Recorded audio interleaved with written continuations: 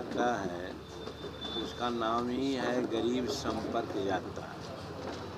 और गरीब संपर्क यात्रा उसी तर्ज पर है जिस तर्ज पर माननीय मुख्यमंत्री समाधान यात्रा निकाले हुए हैं। हम उनके कई एक यात्राओं में शामिल हम हुए हैं, खास करके मेरे क्षेत्र में जहाँ जहाँ हुआ वहाँ देखा। बहुत अच्छा काम माननीय मुख्यमंत्री जी इस बहाने कर रहे हैं।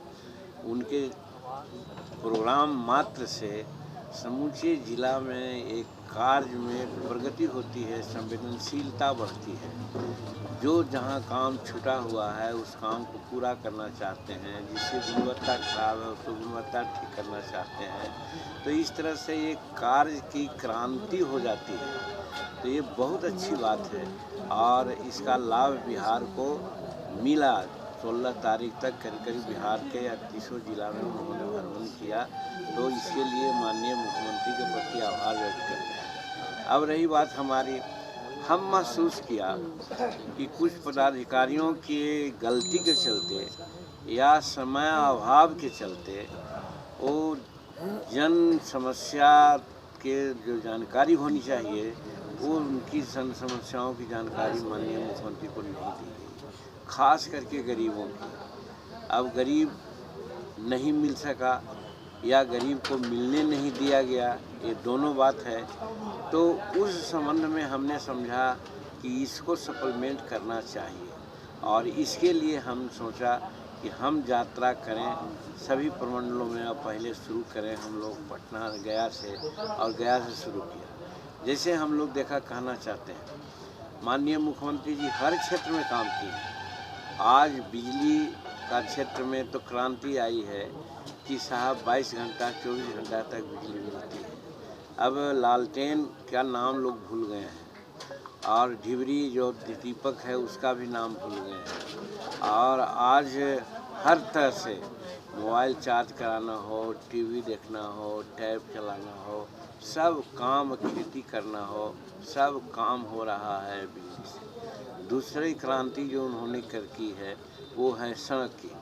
आज बिहार के हर गांव में हम देख रहे हैं कि सड़कें हैं। ठीक है, कहीं गुणवत्ता कम है, कहीं गुणवत्ता अच्छी है। तो मेन सड़कों की गुणवत्ता बहुत अच्छी है और पटना की संपर्कता बिहार के कोई कोने से 5 घंटा और 6 घंटा से ज़्यादा का नहीं है।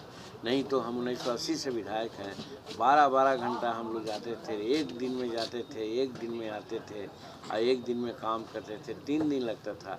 आज दिन भर में जाते हैं और मीटिंग करके 2-3-4 घंटा लौट जाते हैं। तो एक क्रांति उन्होंने की है। उसके अलावे बहुत सा काम है जो गिनाने की बात क्या कर सकते हैं। नल जल के बारे में बहुत शिकायत लोग करते हैं, लेकिन हम देख रहे हैं कि नल जल भी एक क्रांतिकारी योजना रही है। जहाँ लोग उम्मीद नहीं करते थे कि पानी मिले, वहाँ पानी मिलता है। लेकिन यदि आप खाते हैं, खाना खाते हैं, तो मुंह तो धोना पड़ेगा आपको, हाथ साफ करना पड़ेगा आपको। उसी प्रकार से वहाँ टोटी खोल देते हैं और खुला छोड़ देते हैं, पानी ख़त्म हो जाता है। ये टूट जाता है तो 2 पैसा का टोटी नहीं लगा पाते हैं और लोग कहते हैं कि साहब नल जल योजना खुला। हाँ, कहीं कहीं है, लेकिन 100 में 90% नल जल योजना ठीक है। तो कहने का मतलब नीतीश कुमार जी के कार्यों से हम लोग प्रभावित होकर के ये निकाला। उसमें हम लोग जैसे किया, हम संपर्क में क्या करते हैं, हम पूछते हैं कि बोलो भाई 5 डिसमिल ज़मीन देने की बात थी, मिली कि नहीं मिली? अगर मिली है तो उसका तुमको रसीद कब्जा मिला है कि नहीं? आपको 1 एकड़ ज़मीन देने की बात है भूटान से, चाहे सीलिंग से, चाहे बिहार सरकार की, वो ज़मीन मिली कि नहीं मिली? अगर मिली तो कब्जा है कि नहीं? बहुत जगह भी हम लोग देख रहे हैं कि ज़मीनों पर कब्जा नहीं है। उनका जो परवाना था, परवाना ख़त्म हो गया है और उनके परवाना पर जो सरकारी रसीद कटनी चाहिए थी वो नहीं कट रही है, बल्कि मेन डिमांड पर वाइटर लगा करके दूसरे का नाम चढ़ा करके तीसरे एक आदमी का नाम दे दिया गया है। ये भी घोटाला यहाँ पर हुआ है। ये माननीय मुख्यमंत्री के नॉलेज में कोई नहीं दे सकता था। ये हम लोग कलेक्ट कर रहे हैं और कलेक्ट करके इसी तरह की समस्याओं का कलेक्शन कर करके 26 तारीख को गया के गांधी मैदान में हम लोग जुटेंगे और सबसे यही मांग रहे हैं कि लिखित दो, अगर ज़रूरत तुमको इस प्रकार की बात है कहने से नहीं होगा, हल्ला करने से नहीं होगा, उसमें हम विकास मित्र को, टोला सेवक को और पढ़े लिखे अपने कार्यकर्ताओं को लगाया है और वो लोग आवेदन देंगे। आवेदन एक जगह कर करके और 26 के बाद माननीय मुख्यमंत्री से एक बार मिल करके सबका कैटेगराइजेशन कर देंगे कि भूमि संबंध में क्या है, इंदिरा आवास में कहाँ है, करप्शन में क्या है, SC/ST एक्ट में क्या हुआ है, कहाँ दिक्कत है, वो सब कर करके उनको देंगे ताकि उनका जो समाधान यात्रा है उसकी पूर्णाहुति हो जाए, माने पूरा हो जाए। इस उद्देश्य से हम जाते हैं। आपने सब कुछ तो सही किया, जैसे ही जायज बात कह दी कि संतोष के पास हर वो क्षमता है जो किसी मुख्यमंत्री में होना चाहिए, उसको लेकर बवाल मच गया। प्रदेश के कई पार्टी के नेता, खास करके जो गठबंधन में जदयू हैं, उसके नेताओं को ये बात अच्छी नहीं लगी। अब किसी को अच्छी लगे या नहीं लगे, हम उसके लिए नहीं कहा है। हम तो माननीय मुख्यमंत्री के साथ हैं, नीतीश कुमार के साथ हैं। ओपन कहाँ है कि अगर वो कहीं भी जाते हैं हम उनके साथ हैं। ये ठीक है, हम अलग अलग पार्टी है, हम 5-4 मेंबर अलग हैं, लेकिन नीतीश कुमार का जो निर्णय है हमको मान्य है। वो जो चाहेंगे वो करेंगे, हम ये हैं। रही बात अहर्ता की, तो अहर्ता में भी हम देख रहे हैं जिस लोगों का नाम आ रहा है, तो हम भी सोचते हैं कि हम लोगों में क्या दिक्कत है। हमारा जैसे हम 9 महीना के लिए मुख्यमंत्री हुए, कोई दाग उंगली उठाया कि जीतन मांझी ने 9 महीना में बहुत कोई गड़बड़ कर दिया। प्रधानमंत्री तक ने कहा कि मांझी जी आप सरकार चलाए।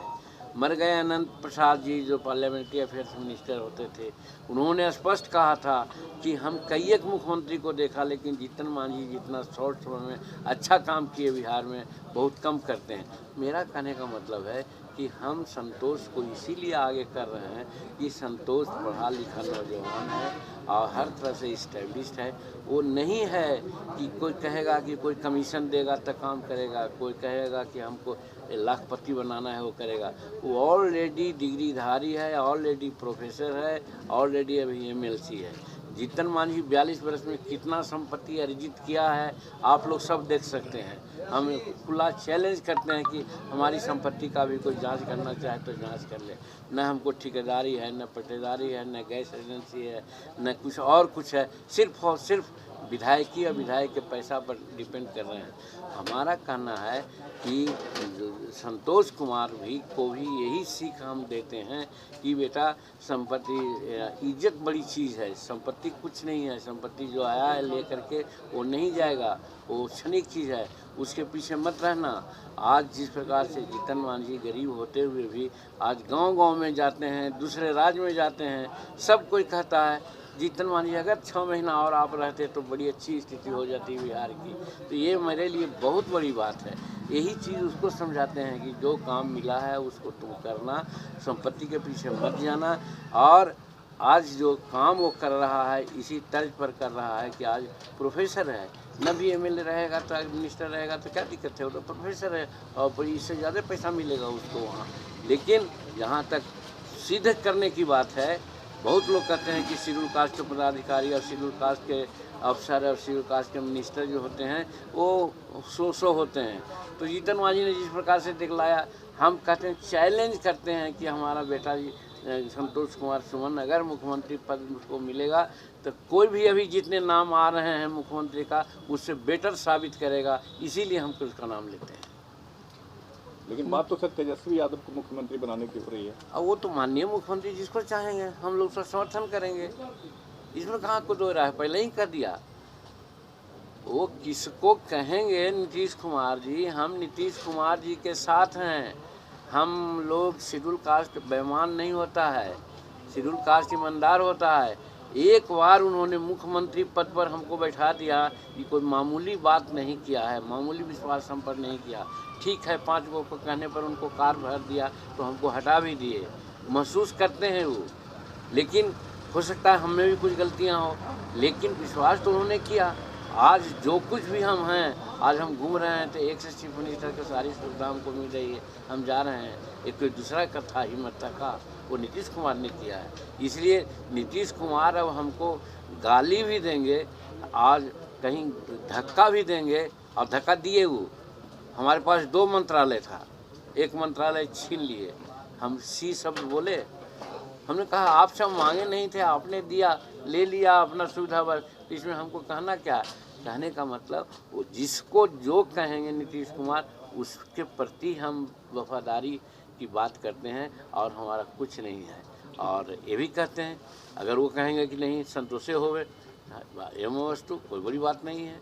लेकिन अगर वो कह रहे हैं तेजस्वी को, बात के धनी आदमी हैं, कह चुके हैं कि 25 में नेतृत्व करेंगे तेजस्वी, तो हम लोग सब तैयार हैं, दोनों हाथ उठा के तैयार हैं। चलिए तो क्या ना